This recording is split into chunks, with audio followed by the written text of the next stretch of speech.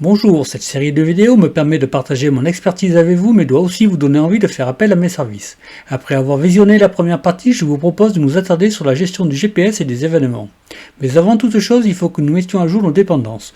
Donc pour cela, nous allons éditer le fichier public-spec, et dans la sous-section Dev Dependency, nous allons spécifier le package que nous souhaitons utiliser pour la gestion du GPS.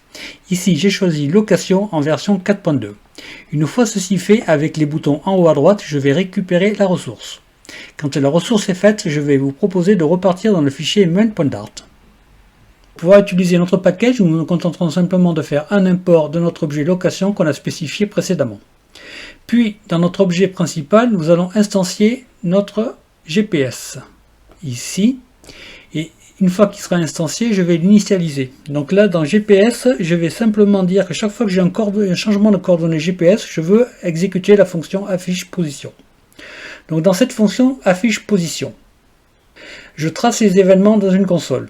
Je récupère les datas des coordonnées GPS avec getLocation et je vais les affecter à mon image. Puis je déclenche un événement qui va rafraîchir mon image. Donc maintenant, je vais aller dans My Image Editor. Donc ici, nous avons bien notre setter qui affecte nos data à notre objet, ici.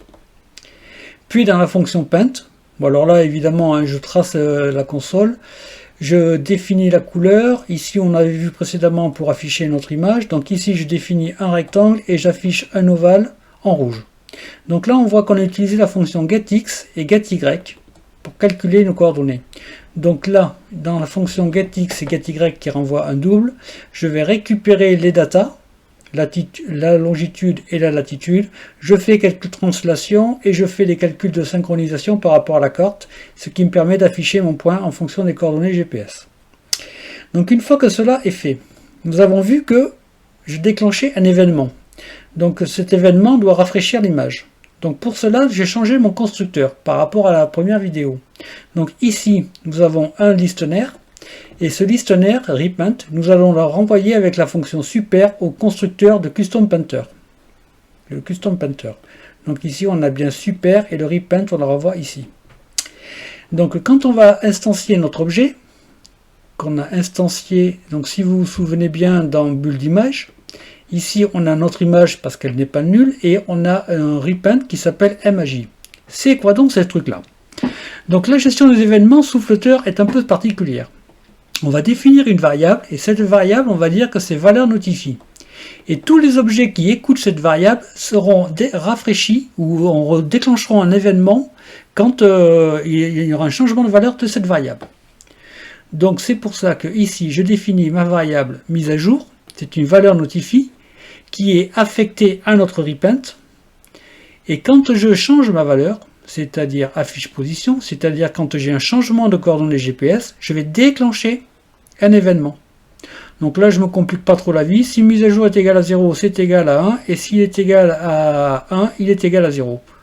Donc ici, je vais tourner en permanence et ça va déclencher les événements.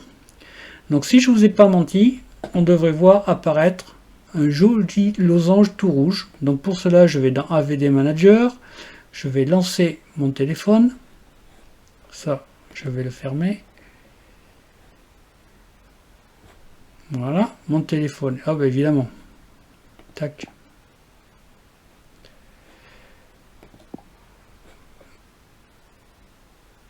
Je ferme mon appli.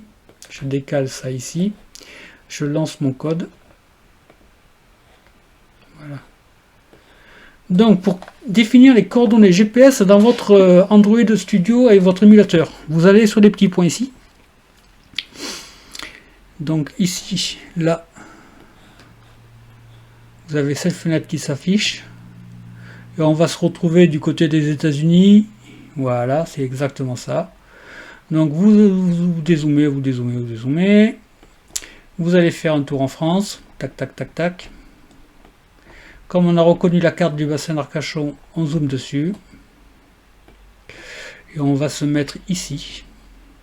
Et là, je vais dire cette location. Et on a ça en coordonnées. Donc ici, j'ai quelques points. Je vais pouvoir zapper d'un point à un autre. Donc en attendant, ici, ça, je vais le sortir.